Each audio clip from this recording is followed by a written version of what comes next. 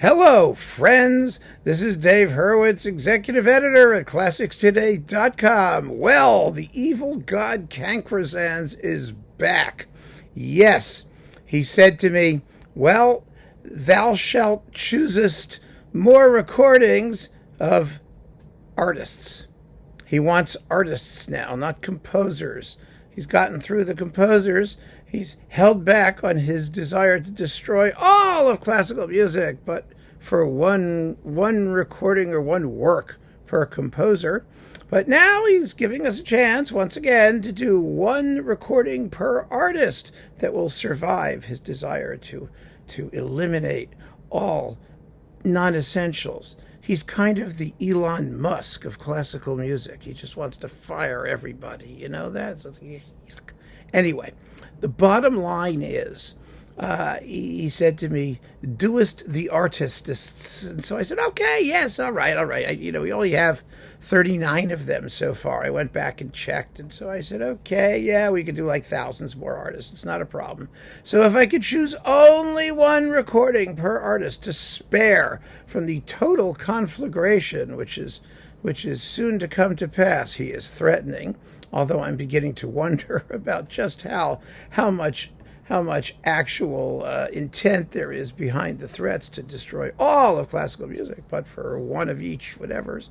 Anyway, he said, I want Richter. And I said, which Richter? There's lots of Richters. There's Carl Richter. There's Frank Richter. There's, Elvis Richter. There's lots of Richters. He said, Sviatoslav Richter. Well, that's kind of problematic because, as you know, Sviatoslav Richter made bazillions of recordings, sometimes of the same stuff, sometimes, with very poor instruments and dreadful sound, and he didn't care. He just kept, wherever he went, people set up microphones and then issued recordings. And so there are boxes and boxes and boxes of Richter. And he said, well, I don't care, Cancrozans said. Pick one. And so I said, all right, you want one? I'm going to pick one. I hear and obey. Yeah. So this is what we picked. Here it is. The Schubert Piano Sonata, number 21 in B-flat major, D960. Now, this is, of course, not going to make it easy for Cancrozans. This disc is out of print. They're all out of print. But you can find them, generally speaking. This is the performance that was originally recorded on Eurodisc. Now, there is a big Eurodisc Richter box, his complete Eurodisc recordings, which was very nice to have. And I have that one, too, sitting around here somewhere, but I'm not telling Cancrozans where it is. He doesn't deserve to know. This issue was on Olympia. Remember Olympia? I mean, it was in one of these. There were two Richter boxes. There's the first one. I've got both of them sitting here. Here's the other one. There they are. These were the Richter boxes, and they consisted of these Eurodisc recordings for the most part. So that's what they were, and I've always kept them. So it was just convenient to leave these here, and the other Eurodisc boxes out of the overflow room or somewhere else. I've got a couple of them hanging around. They may be difficult to find, but the bottom line is look for Eurodisc Areola or Areola Eurodisc, recorded in 1972. That's the recording, because there are, of course, others. And I picked this one because, well, I wanted to do something that was a little different and a little controversial. The usual thing with Richter is to go with like the virtuoso stuff, because he was an amazingly serious artist who turned the virtuoso stuff into like real music. I mean, things like the Liszt piano concertos and some Rachmaninoff things. I mean, we could have gone that way. Scriabin, Fifth Sonata, which is amazing. We could have gone that way.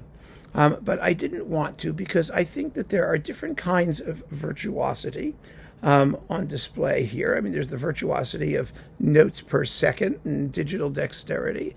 And then there's the type of virtuosity that requires concentration, focus on the long line, and that takes risks. And Richter always took risks. His whole life was a risk. I mean, he really did take risks.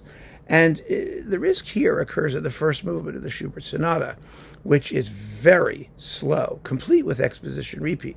It lasts 24 minutes. I mean, it's amazing. There have been more perverse Schubert Sonata people since this, actually. It's no longer quite as demented as it seemed back when it was first issued in the 1970s and 80s, when Schubert sonatas were still not really as normative, I think is the word, as they later became. I mean, now we have all kinds of people who do Schubert sonatas, but they were always a little bit specialty repertoire. You know, you had Wilhelm Kempff did them, and Radu Lupu, and Murray Parias. These the gentler pianists, kinder, gentler pianists, not the fire-breathing virtuosi like Richter, theoretically like Richter. But then he popped up in the 70s doing Schubert with a gravity and an intensity that was really unprecedented in that music. And you hear it, I think, best of all in this somewhat controversial recording of the B-flat Sonata. It's really quite extraordinary. And you can find it in various ways, and I'm sure it's on YouTube, and you can stream it and whatever. Just make sure you get this one from 1972, the Areola Eurodisc recording. The other three movements, by the way, after the first movement, are stunning. There's nothing, controversial about them at all. It's that long first movement that really makes you sit and focus. And oh my goodness, it's wonderful. Every little rumbling in the bass is just like, whoa. Really, really an exceptional performance by a thoughtful and amazing artist, and it should give Kankrasans plenty to chew on until the next episode, which I'm sure will come rather shortly. So keep on listening, friends. Thanks so much for joining me. Take care.